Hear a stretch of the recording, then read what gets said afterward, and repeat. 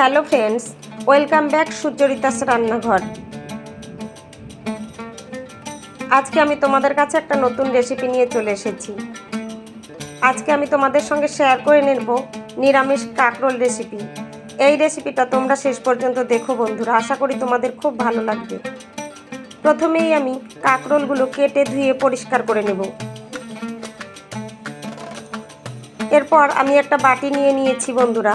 দেখো, এর মধ্যে 1 চামচ কালো সর্ষে, 1 চামচ হলুদ সর্ষে, 4টে কাঁচা লঙ্কা, অল্প পরিমাণে লবণ দিয়ে এর মধ্যে সামান্য জল দিয়ে ভালোভাবে বেটে ছাঁকনি দিয়ে ছেঁকে নিয়েছি। গ্যাস অন করে কড়াই গরম করে এর মধ্যেই আমি পরিমাণ মতো সর্ষের তেল দিয়ে দিলাম। এই তেলের মধ্যেই অল্প পরিমাণে লবণ আর হলুদ দিয়ে নাড়াচাড়া করে নেব। এর মধ্যে আমি কেটে রাখা কাঁকরোলগুলো ভেজে নেব।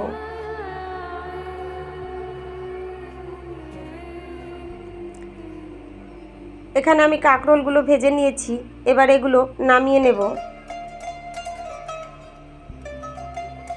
এই বাকি তেলের মধ্যে আমি আরও একটু সর্ষের তেল দিয়ে দিলাম। এর মধ্যে 1/2 চা চামচ কালো জিরে, 2টো কাঁচা লঙ্কা চেরা দিয়ে দিলাম, আর দিয়ে দিলাম ধনিয়া, জিরা আর আদা বাটা, আর 5টা শুকনো লঙ্কা বাটা। এর মধ্যেই 1/2 চা চামচ হলুদ গুঁড়ো দিয়ে নাড়াচাড়া করে নেব কিছুক্ষণ। এর মধ্যেই আমি দিয়ে দিলাম ভেজে রাখা কাঁকরোলগুলো, আর দিয়ে দিলাম স্বাদ মতো লবণ। এবার এই সব কিছু আমি ভালোভাবে কষিয়ে নেব। সব কিছু ভালোভাবে কষিয়ে নিয়ে এর মধ্যে আমি জল দিয়ে দিলাম। ঝোলটা আমার ফুটে উঠেছে, এর মধ্যে আমি সর্ষে পেস্টটা দিয়ে দিলাম।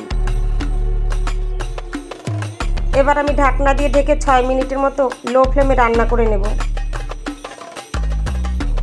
নিরামিষ কাঁকরোল রেসিপিটা আমার একদম তৈরি হয়ে গেছে বন্ধুরা। এবার আমি এটা পরিবেশন করে দিলাম।